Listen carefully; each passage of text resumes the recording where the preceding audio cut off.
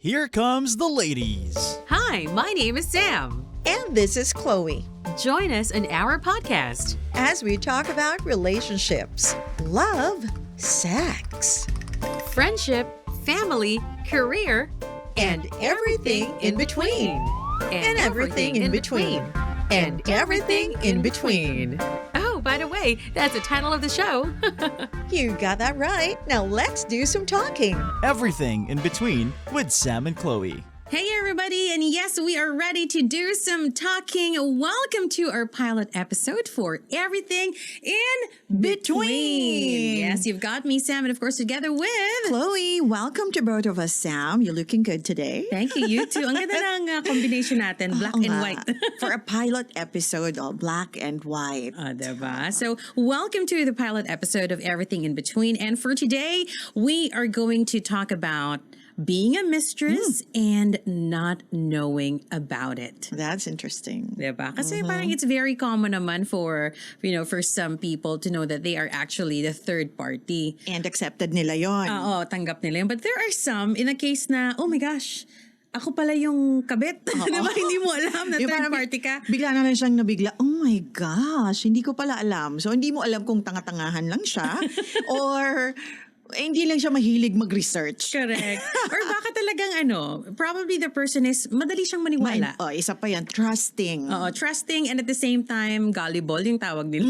Gullible. Ano ba yung gullible? Madaling maloko? Oh, yung madaling maniwala, madaling mauto, ganon. Kasi nga masyadong trusting. Walang trust issues yung ganong tao. Well, siguro it depends on the person. Baka kasi the other person trying to hide the fact na he or she is still in a relationship, talagang magaling magtago. Or magaling mag-pretend na, just take off the ring. Don't tell anybody about your personal life, what's going on. Yung walang nakakwento. So parang feeling mo, single lang siya. Yeah, Diba? oo. Tsaka mga may mga telltale signs yan eh. Wala kayong picture together. Diba? Bawal i-post. Halimbawa, yung third party siya. Say for example, madalas usually babae, no? Siya yung third party, hindi niya pala alam. Pag kukuha na siya ng selfie, sasabihin yung guy, itong phone ko na lang. Para diba? Mati-delete niya. Tapos never niya isi-send dun sa isa. What could be another sign kaya na na parang may tinatago siya about his or her real status, 'di ba? Siguro you don't know kung saan talaga siya nakatira? And yeah, I think that's one. Oo. Another would be siguro bawal kayong lumabas in public. O lagi kayo nakatago? Parang nagche-check-in lang kayo palagi. Palagi kayong short time na. Doon lang kayo magmi-meet. Oo. Yung mga ganon. You can't eat out. You're always take out. Take away lang kayo. Drive-thru. Siguro sa cinema baka last full show. Ay, lakas ng loob. Manonood ng sine talaga. Pero at least kasi pag last full show, konti lang tao, gabing-gabi na. 'Di ba? Pwede ka pang medyo kaya pang itago yun eh. Diba? Diba? Tapos heavily tinted ang auto. Sign din siguro yon na maraming tinatago si kuya. Nakakatuwa to. Diba? Kasi may kakilala tayo, diba? And I'm sure she's gonna join us on the show. Yeah, I'm excited about that. Oo, kasi parang siya na-experience niya yon. And for the longest time, lahat naman tayo, nalaman natin yon, hindi na natin napag-usapan ulit. Correct. Diba? Correct. Hindi na napag-usapan. Ano ba nangyari? Because yung lalaki, nasabi mo na kakilala natin parehas, yung lalaki lakas ng loob pumunta pa, diba? I know, nagpakita pa talaga. Pakilala Diba? pa siya Sa dito sa workplace. station, sa workplace. Parang hindi naman kinaibigan, pero he really had the acidity. I like the term, acidity. He had the acidity to come over and, tontuwa ka.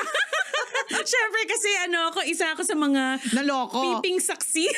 Peeping saksi talaga. At saka naloko din. Oo. Kasi naman tayo napaniwala na, ay wala palang asawa.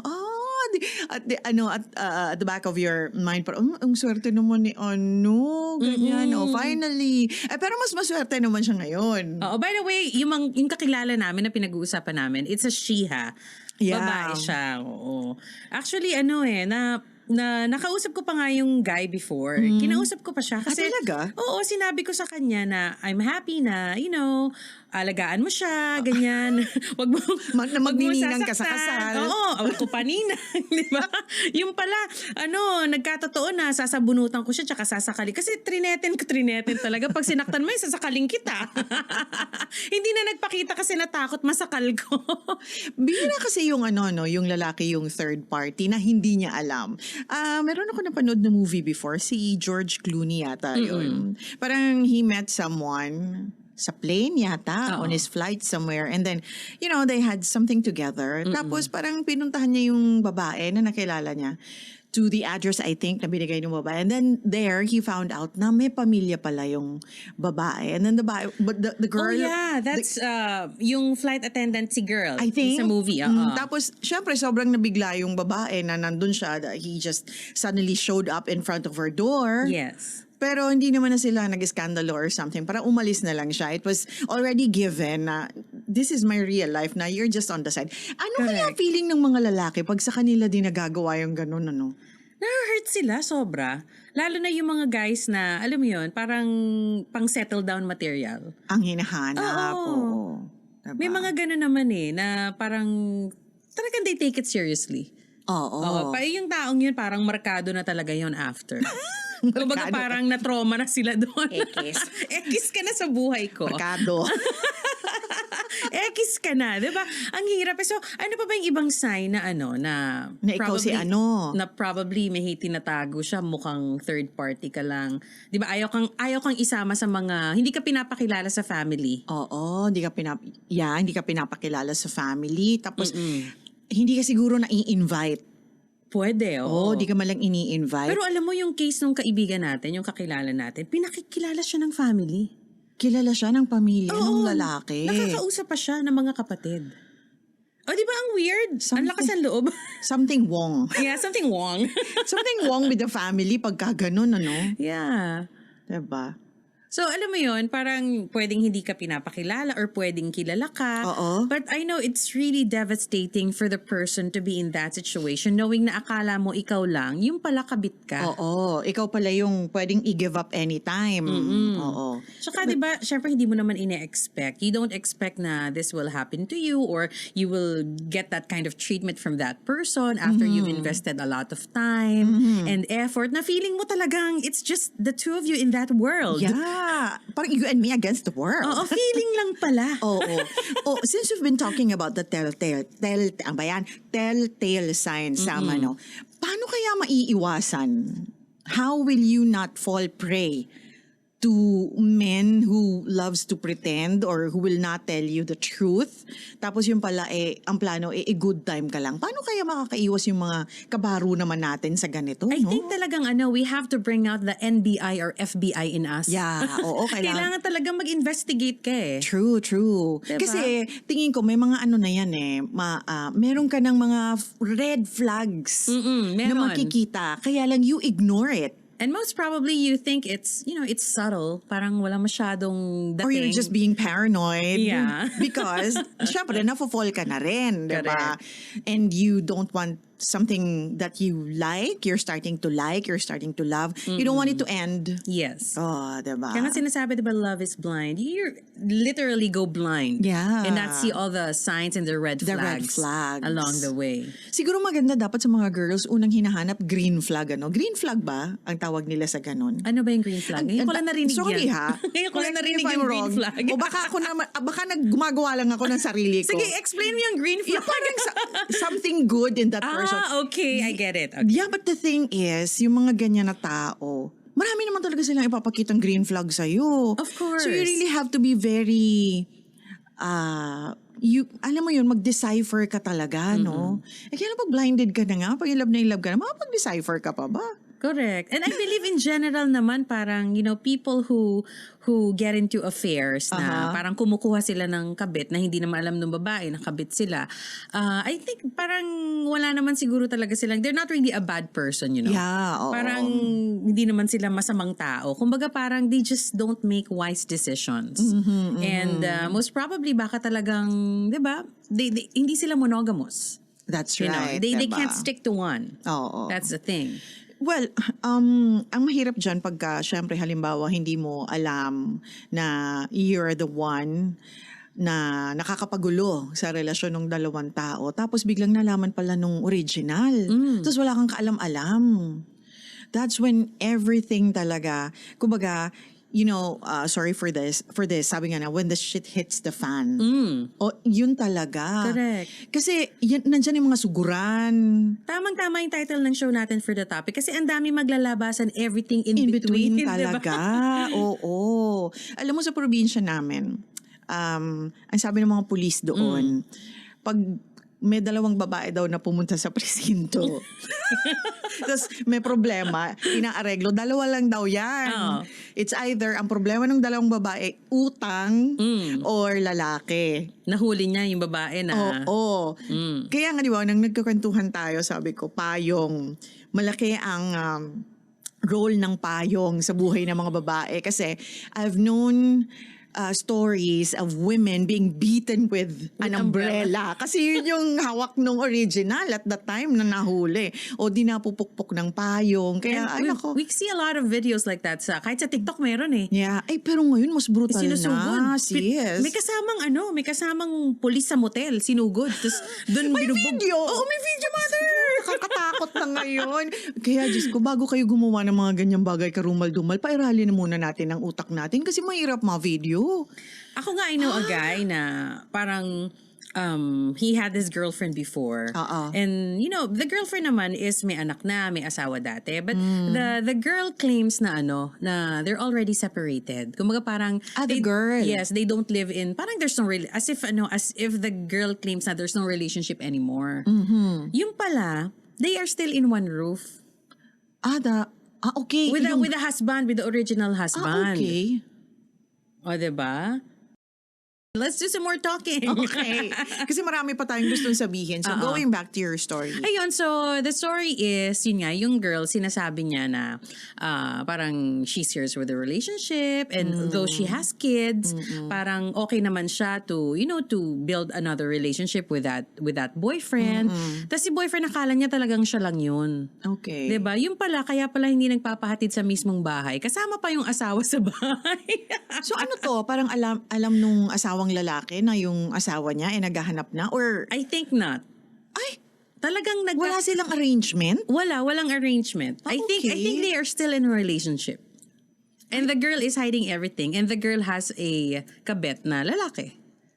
Which is yung bino-boyfriend nga niya. Kasi akala ng iba, masyadong what's the term? Double standard ba? Pagdating sa ganyan, tama ba ako? Yung minsan iniisip ng iba, lalaki lang. Pero there are also a lot of women who are decent in the real sense of the word na merong mga kept man ba ang tawag doon? Oo, parang gano'n. Diba? Diba? Parang feeling single siya na may boyfriend na bago daw, may kids. Pero, may boylet pala. may boylet pala, may husband pa. Ang hirap naman nun. Just thinking about it, now that, I've matured, ayoko naman sabihin matanda na ako. Parang ping-pong, everything in between, pati sakit. Correct. Gusto mo ng ganon? Everything in between, pati sakit? Oh my gosh. Diba? Ang hirap nun. Yeah. Ang hirap. It's just too risky. Tsaka the wife or the husband would know kung, diba, meron kang iba. Kasi lalo na if it is an STD. Yeah. Diba? Meron akong napanood na ganyan parang movie clip lang nga Parang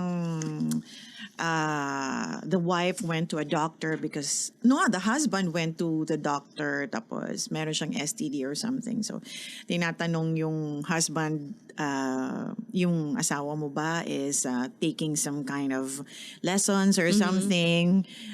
Sabi niya yung anak daw nila, dinadala ng wife niya sa karate lessons. So, nagbigay ng prescription yung doctor. Ibigay mo rin anya to sa wife mo tsaka dun sa sensei. Oh my gosh. Pero bad naman yun kasi parang nag-assume naman agad yung doktor doon sa part na yun or yung healthcare provider, sorry. Pero mahaba pa yung kwento, hindi lang doon umikot. Oo. But I think walang affair yung babae. It was a different case. Pero yun nga, pag nagkakaroon ng mga sakit na ganyan, ibang kwento naman yun. But that's a good topic next time. What if you suddenly get sick Oh, diba? of something like that? What are you Correct. gonna do?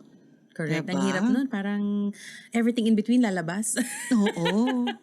That is Oh scary. my. Alam mo nga, I was doing a bit of research earlier. And parang, chinek ko lang talaga, how can you check if the other person is married? Like, especially Senomar. here, especially here in the Philippines, parang, I just don't know if I haven't tried it eh. May mga ibang website aside from the Philippine Statistics Authority na nagsasabi na parang pwede ka mag-search doon. Ah, really? But the rest, is talaga like if you're gonna search it with PSA, you would need the complete name and the birthday. Tsaka authorization yata. Yun nga din. parang hindi ka makakakuha basta-basta ng records, or there's no way of you confirming by in a legal way if that person is parang baka kasal pa to or But what diba? if hindi naman nga talaga siya kasal, but the person, wag nating sabihin the guy or the woman, is living in with another person.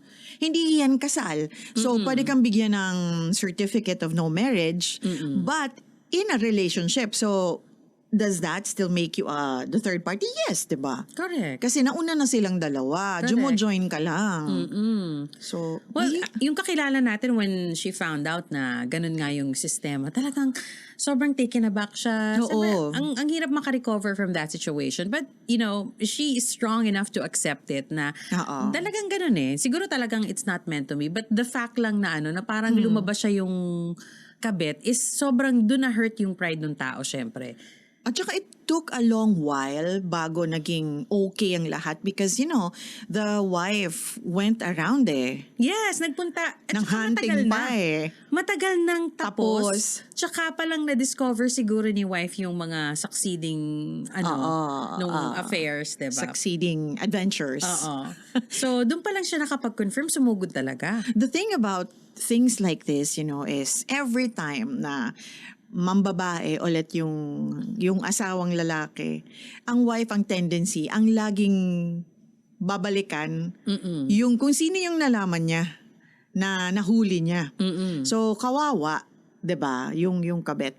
Or sorry for the term, yung third party. Kasi hindi niya na nga alam na ginawa siyang ganon. Correct. Tapos na nga sila. Nagsisi na nga siya. Humingi na nga siya ng dispensa. Correct. Ginawa niya naman yung tama. But every time yung lalaki, gagawa na naman ng galong milagro. Siya na naman yung hahanapin ng asawa. Siya na naman yung I hahantingin. know. Diba? Kasi siya yung may contact eh. Kumbaga, nakuha niya yung info nitong isa na hindi naman alam na mistress pala siya. So, pag gumawa ng milagro sa iba yan, pagbibintangan na naman niya tong isa. Tama. Diba? Parang walang katapusan. Parang, kailan ba ako makakalaya sa ganitong sitwasyon? And the fact na when they were still starting the relationship, parang sinabi niya na parang annulled na or annulment is ongoing. Alam mo yun? Ayoko na magsalita ng men ha, but people will really, say a lot of, promise you a lot of things, invent a lot of things, just to make you believe, and just to get something they want from you. Parang ganun, So, kailangan talaga maging very ka rin, Talaga ma-decipher mo yung mga sinasabi ng tao, maging observant ka rin sa mga galaw-galaw. Ay. Tsaka mag-observe ka talaga as like an investigator. I think. Kasi you have to do your own research eh. Kasi if you're going to just base everything sa mga sinasabi sa'yo, sa pakita niya sa'yo, then you're gonna be too blinded to see the truth. Diba? There are women also naman kasi na they like doing, not that they like doing, but it's okay for them to be like that. I have a friend before na parang yung tatay niya kasi babaero. So sabi niya, nung lumalaki daw siya, sabi niya, parang gusto niya na lang daw maging querida, sorry for the term, because napapansin niya daw that they always get the gifts. They Ganon, get the special treatment. They get the special treatment and also parang gusto niya na lang daw maging ganon. Ano ba yung Filipino film natin na na kasama sila sila Pokwang, sila Chris Aquino, sila Kim Chu. Yeah. Yung Etiquette of a Mistress. Oo, yun. By I yung love that author, film. si Daza ba yung author nun? Etiquette of a Mistress. Hanapin ko nga. Yeah, but it's a book na ginawa nilang pelikula. Ang nice kasi medyo eye-opener talaga siya. 'Di ba? Of what really happens na and 'di ba? I don't know if it's true kung talagang nangyayari sa totoong buhay yung ganon. Oh. Yung you have a range of mistresses, para kang hari, 'di ba? During the time of kings, 'di ba? Parang there's not just one but two or baka mga 5 mistresses pa yan who visits the chamber of the king. Yeah. Aside from the queen. Diba? Tapos parang may by schedule sila, may araw, may ganon. Sa parang buhay ng mga lalaki talaga. Etiquette for Mistresses. It's a book. It's a story by Julie Yap Daza. Yon, Etiquette for Mistresses. Si Chris Aquino, si Isa Calzado. Nakakatuwa yan. Nakakatuwa yun. Claudine Barreto. At saka pinakita dun yung iba't ibang situation ng mga mistresses Correct. with their lovers ba? Is that the right term? With their man. Correct. So, yun. With the father of, kasi yung iba sa kanila, inanak ka na eh. How they should behave. Parang Yes, ganon. diba? Ay! Nakakatuwa tong kwento na to, no? Excited ako para dun sa magiging guest natin. Diba?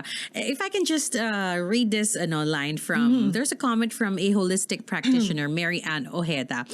She said in an article from philippinesstar.com, meron dito sabi niya, ano ba yung mapapayo mo sa mga mistresses? Siguro it goes for all, for sa alam na kabit at sa nagulat ka na kabit ka pala. Well, ang sabi niya, you may be the current flavor of the season, but the reality is there will always be someone more appealing, more attractive, more exciting than you. Younger. Yes, peace will elude you knowing your days are numbered. I pray that God gives you the wisdom to choose to do what is right for you to experience the security of being the real thing. Just like the song The Real Thing from Calapana, diba? You want somebody there to catch you when you fall, diba? At hindi temporary. You want somebody na will stay there permanently for you, na talagang masasabi mong you're mine. You're in your mind alone. Tsaka you know what, I believe that, if a person cheats with you, most likely he will also cheat on you. He or she will also cheat on you. Totoo yan. If nagsimula sa ganon ang relationship ninyo. So, yeah. Would be nice to just find someone you can really call your own. Correct. Diba? Ikaw, what would you do if, for example lang na you're in that situation, nagulat ka na, ay, oh my gosh, May third ganun party pala ako. Ay, di, walayan mo na. Ako Bakit din, ka pa walang nandun, sabi-sabi. diba? Alam naman makipag-away ka pa. Oo. Meron din kasing ibang mga sinasabi na baka naman talaga hindi na sila okay, hindi na sila good.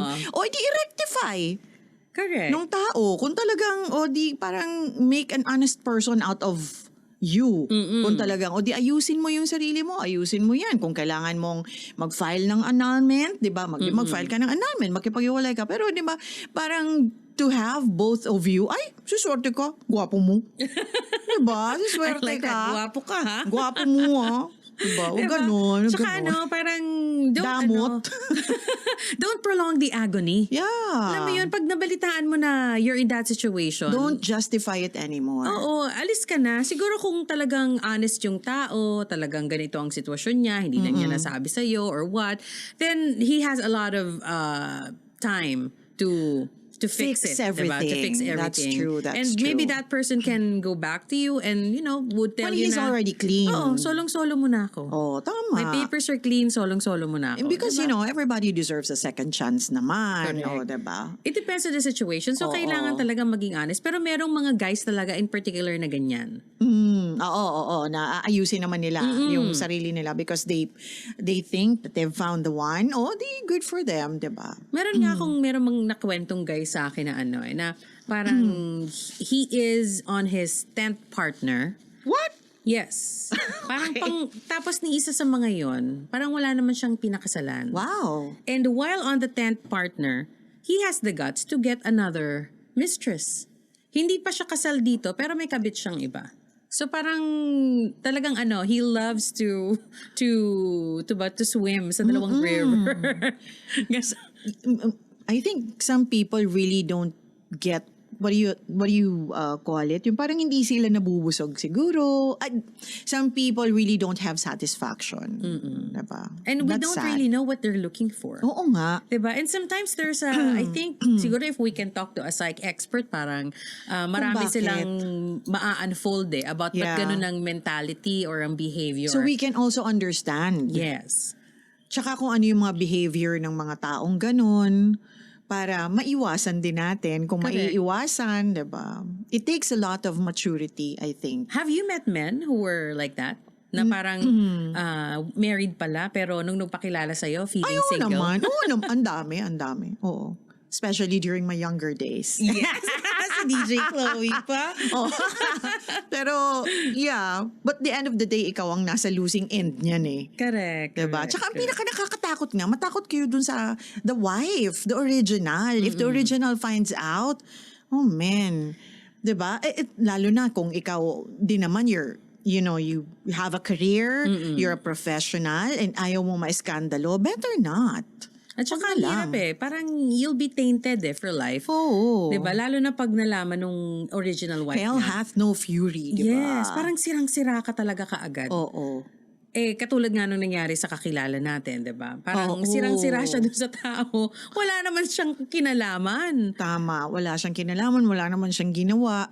O, paano ba nagsimula yung nagka-chat lang? Paano ba kasi nagsisimula yung mga ganyan? Ay, nagsimula siya sa game. Oo. Kasi magkakasama kami sa isang game.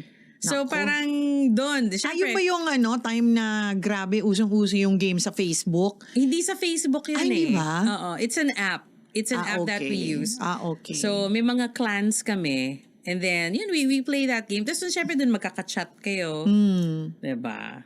Doon nagsimula ang Doon lahat. Doon nagsimula ang lahat. That's how they met. And then, malakas talaga yung loob ni Guy. Then, kasi eventually, talagang nag-visit, the guy is coming yeah. from abroad. I met him eh. Diba? At saka the thought na talagang gusto niyang ipakita talaga sa ating That kakilala he's na sincere. He's sincere. When I flew miles Away. from the country where I'm into your country just to be with you, to spend time with you. O, Diba? hindi po to foreigner ha. Hindi siya foreigner. Disclaimer, hindi po siya foreigner. Pinoy po. Yun. Diba ang sad lang na it turned out that way. Sayang pa naman. Sayang. Well, siguro tamang it's for the good na rin na hindi natuloy kasi parang it's gonna be so complicated. True, If true. the other party cannot fix his side, even if he really wants to let go of yung wife niya or yung current relationship nila with the wife, baka kasi talagang gusto niyang i-end.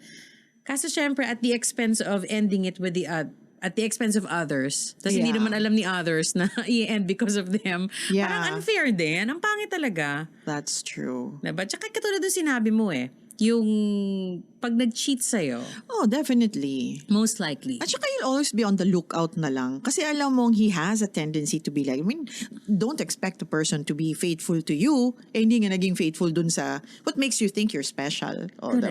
diba? Oo, yung sa wife pa lang Yeah. Diba? So, yeah. I guess we've said a lot. Nakakabuntong hininga yung topic natin, diba? Ako hindi ko pa naman siya na-experience na, to be in a relationship with someone na hindi ko alam na kasal pala. But maraming akong, like yung sinabi mo, meron ding a couple of guys, who's trying to approach me and trying to get my attention saying na they are single. Pretending to be single. Oo. Iba namang topic yung pwede natin pag-usapan out of this. What if the guy naman is very, very vocal about it? And some women are also into that, diba? Oh, would you rather want the person to be vocal that, he or she is committed and then still would want to have a relationship with you? Diba? So, yun, meron namang iba na okay lang sa kanila. Pero yun, ito sa atin, ngayon pinag-uusapan natin, di mo talaga alam. So, Tsaka mas maganda talaga, if you want to build on something, you have to be honest. Yeah. Kahit gaano ka dumi yung libro mo, ipakita mo. Oo, para you won't be stressed out remembering things. Take the skeletons out of the closet as Yeah. early as possible. Para, this is me, di ba? Accept it, take it or leave it. Correct. Ganon. Diba? Yeah. Ayan. So to all the girls out there, if you just, recently discover that, That you you're are. a mistress, well, don't put a good fight. Kasi hindi deserving na It's ikaw not pa yung, worth it. Oo, tsaka hindi deserving na ikaw pa yung lumaban or Oo. ipaglaban yung what you currently have. Kasi parang hindi mo hawak ang alas eh. Oo, tama. Diba? Parang runner up ka lang eh. But these kumbaga. days, malalakas ang loob ng mga ng mga third party din. Kasi if the guy is really serious about you, ipaglalabang ka niya and he will fix his side. Correct. Diba? It's either yung si girl ang may kabet or si boy. Oo. Kung sino yung guy na kumuha ng kabet, i-fix nila yung side nila, That's ipaglalaban nila if they're really serious about you. you. And like what most experts say, don't settle for less. Yeah. Won't settle for less. And there are so many fishes in the ocean, sabi Correct. nila. Sarap naman ang chikahan natin dito sa Everything in Between with Sam and Chloe. Can't wait for the next episode. I know. And please do watch out kasi we're going to interview the person na, naka-experience ng ganyan. ganito. Oo. Ayan. All right. So there we have it. Our first episode for Everything in Between. And yes, our topic is about being a mistress and not knowing about it. And of course, everything in between. Bye, everyone. Till See you next again soon. episode. Bye. Easy